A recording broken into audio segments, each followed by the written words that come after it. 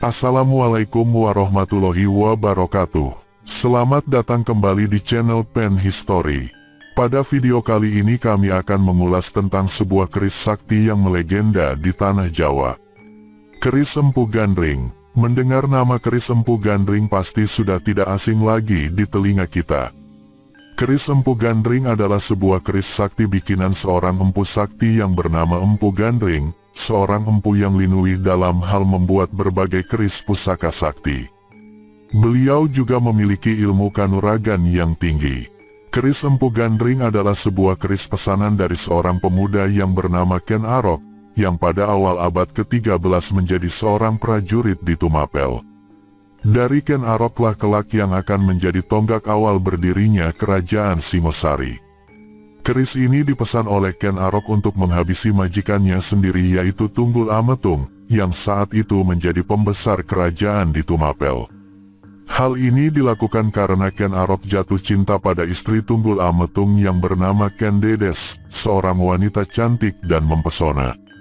Ken Arok pun akhirnya jatuh cinta dan tergila-gila akan kecantikan dari Ken Dedes. Ken Arok kemudian memesan sebuah keris sakti kepada seorang empu yang terkenal pada masa itu yaitu Empu Gandring. Empu Gandring pun menyanggupinya dan menjanjikan kepada Ken Arok akan menyelesaikan pembuatan keris itu dalam waktu 1 tahun. Namun setelah beberapa bulan Ken Arok sudah tidak sabar ingin mengambil keris tersebut. Ken Arok mendatangi Empu Gandring untuk mengambil keris pesanannya. Ken Arok melihat senjata pesanannya. Setelah keris berada di tangannya, Ken Arok malah menyerang Empu Gandring dengan keris tersebut. Terjadi adu kesaktian namun Ken Arok berhasil menikamkan keris tersebut ke tubuh Empu Gandring. Sebelum menghembuskan nafas terakhirnya, Empu Gandring mengutuk Ken Arok akan mati binasa oleh keris tersebut, beserta 7 keturunannya juga. Sebuah kutukan yang menakutkan yang kelak akan terjadi merenggut nyawa Ken Arok beserta para keturunannya. Keris Empu Gandring memang terkenal sangat sakti dan bersifat haus darah. Sebenarnya dalam pembuatan keris tersebut belum diberi nama dan memang belum jadi sempurna. Nama keris Empu Gandring sendiri diambil dari nama sang pembuatnya yaitu Empu Gandring. Setelah Ken Arok mengambil keris tersebut, dia pun kembali ke Tumapel. Ken Arok sengaja meminjamkan kerisnya kepada Kebo Ijo yaitu rekannya yang sekaligus Panglima Tumapel. Kebo Ijo saat itu sangat tertarik dengan keris milik Ken Arok. Ken Arok sengaja meminjamkan kerisnya kepada Kebo Ijo karena ada maksud lain di balik itu.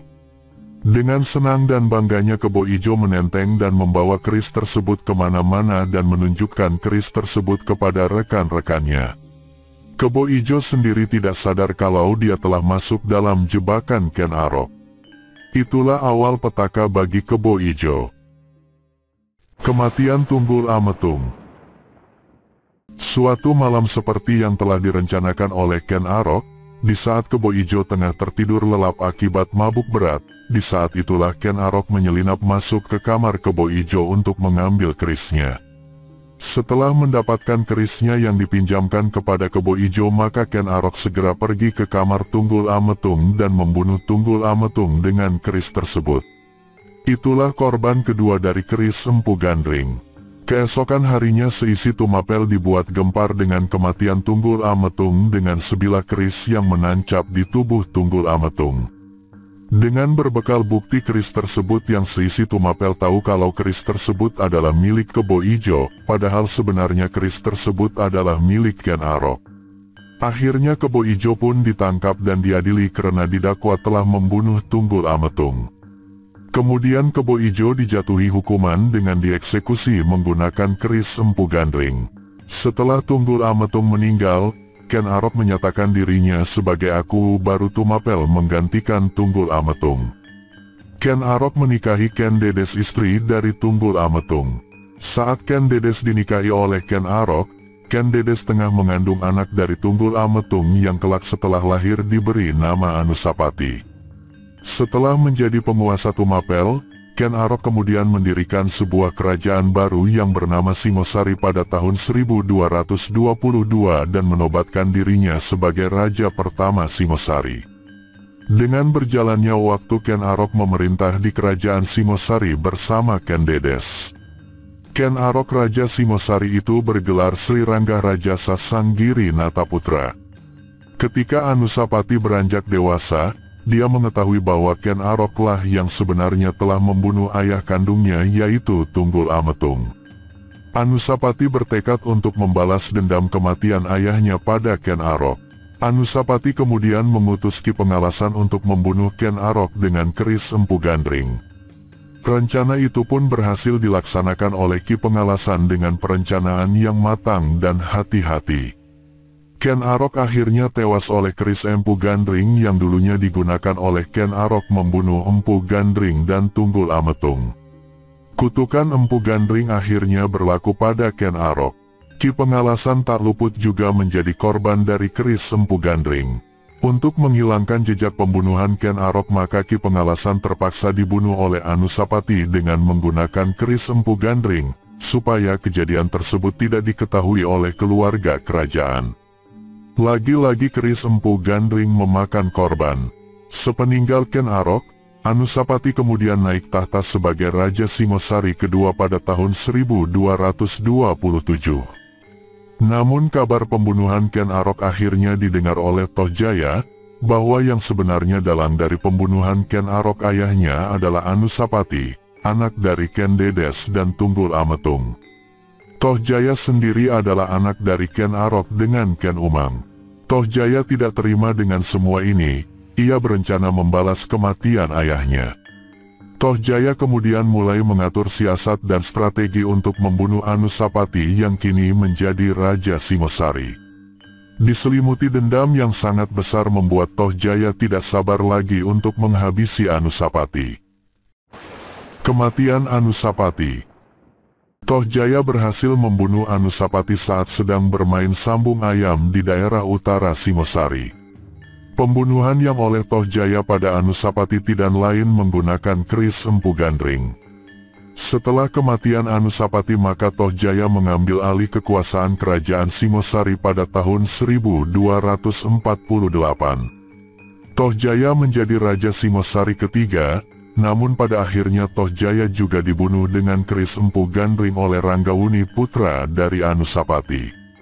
Ranggawuni kemudian naik tahta menggantikan Tohjaya menjadi Raja Singosari keempat. Dimas Ranggawuni yang bergelar Wisnuwardana yang berkuasa dari tahun-tahun 1248 sampai tahun 1268. Aura dari keris Empu Gandring yang haus darah ini berusaha dihilangkan dengan bara magma dari Gunung Kelut. Aura panas dari keris Empu Gandring kemudian diadu dengan menggelegarnya kawah Gunung Kelut. Bahkan konon katanya di sanalah keris Empu Gandring disimpan atau dikuburkan. Hasilnya perseteruan di kerajaan Singosari pada saat kepemimpinan Ranggawuni berakhir. Aura jahat keris Empu Gandring takluk oleh panasnya kawah Gunung Kelut. Gunung Kelut dipercaya sebagai tempat dikuburnya keris Empu Gandring. Hingga sekarang ini Gunung Kelut menjadi salah satu gunung sakral yang penuh misteri dan keganjilan. Dari dulu Gunung Kelut menjadi salah satu tempat para pertapa yang mengejar ilmu kesaktian dan kedikdayaan. Banyak cerita yang menyelimuti Gunung Kelut. Gunung Kelut sendiri menjadi bagian dari cerita tentang tanah Jawa itu sendiri. Konon Jawa Dwipa atau tanah Jawa berabad-abad silam selalu diterpa ketidakstabilan alamnya. Daratannya kerap terombang-ambing oleh air laut samudra.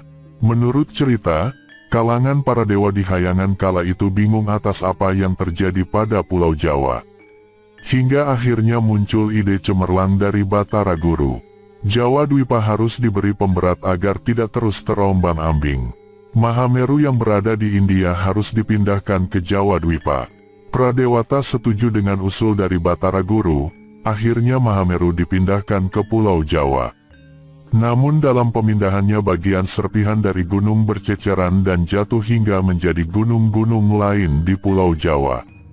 Salah satu dari gunung tersebut adalah Gunung Kelut. Keris Empu Gandring selain merenggut sang pembuatnya juga merenggut pemesan dari keris tersebut beserta keturunannya dan merenggut beberapa raja yang berkuasa dan juga nyawa-nyawa orang-orang di sekitarnya.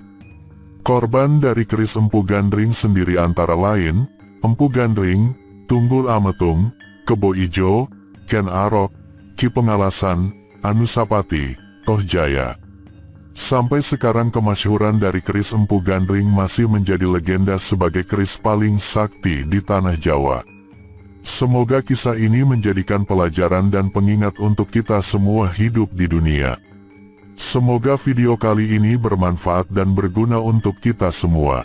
Akhirul kalam, wassalamualaikum warahmatullahi wabarakatuh.